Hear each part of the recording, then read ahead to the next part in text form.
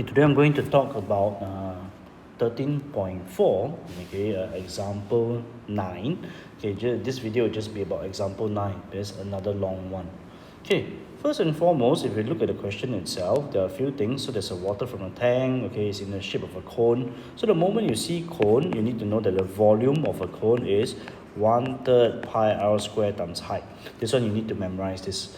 And it flows out at a constant rate of 6 cm cube per minute, meaning that dv dt is negative. Be careful here, negative 6, because water is flowing out.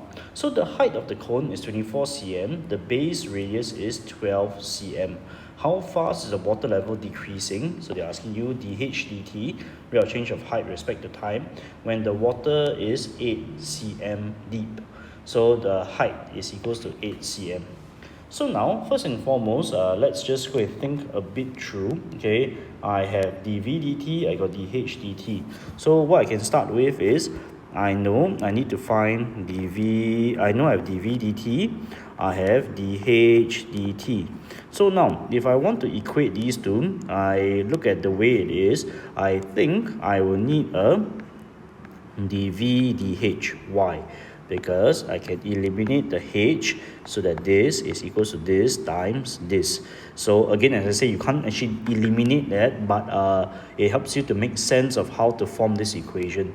So if I have dv dt multiplied to this dv dh, you differentiate v with respect to h, multiply to the rate of change of height with respect to time. So the unknown that we're trying to find is this. Now we need to find dv dh. So first and foremost, I need to form an equation involving the volume and height before I can actually start to do the differentiation. So as I said earlier, you need to know this. Volume is 1/3 pi r squared times height for a cone. So now, be very careful. You cannot do this, cannot. Okay. So some of you may say, oh, dv dh, or here got 1h, so I just differentiate. I get 1/3 pi r squared.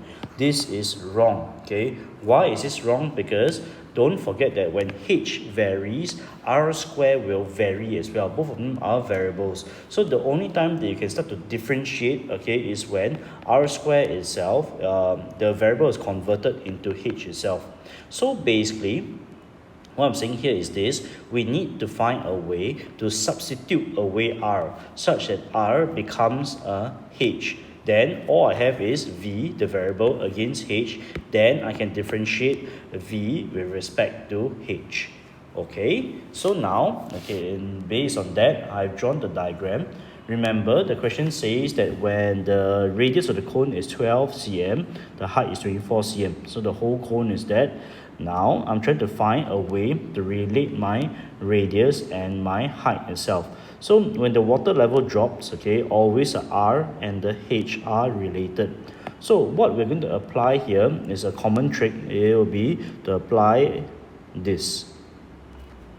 And what do we see here? We actually see a pair of similar triangles. This small triangle is similar to this larger triangle. So in my very broken English, I will tell you small over big, small over big. So small over big, r over 12. Then small over big, h over 24. So if I simplify, my radius is half of my h, like this. Then how does this help me? Notice that I already have an expression for r. So with this expression of r, I can substitute away r, such that my whole equation for volume, it only involves h. So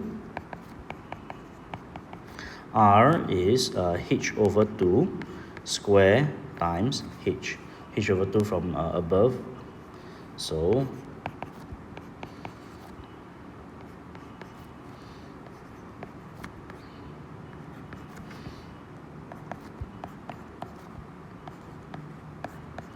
okay, that's my volume, pi h cubed over 12.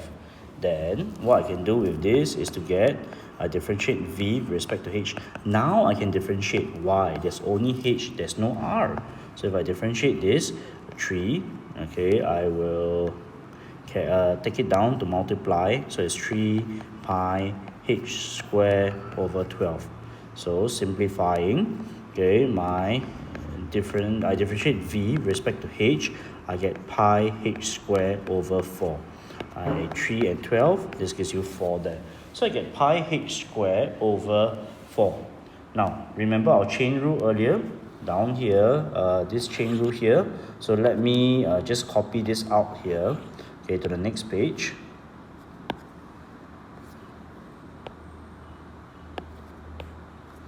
Okay, and I copy out what we have actually solved over here, whereby, okay, what's this?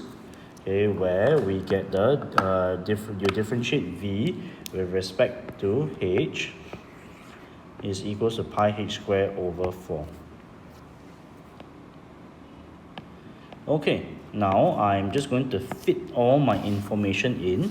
So earlier we know that rate of change of volume with respect to time dv dt is equals to -6.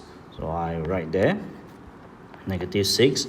dh dt is my unknown, and dv dh from the previous slide is pi h squared over 4. So if you want to simplify this, rate of change of height with respect to time is -24 over pi h squared. Now, okay, I'm almost solved this already. What I need to know is that the height of my water is 8 cm. So what I get is when my h is equals to 8 cm, -24 over pi times h squared, which is 8 squared. You simplify this, what I'll get is -3 over 8 pi. So this means that when the water is 8 cm deep, my height is decreasing at a rate of -3 over 8 pi cm per second. So cm per minute, sorry, not second, in this case is cm per minute. And that is it, okay, for my example.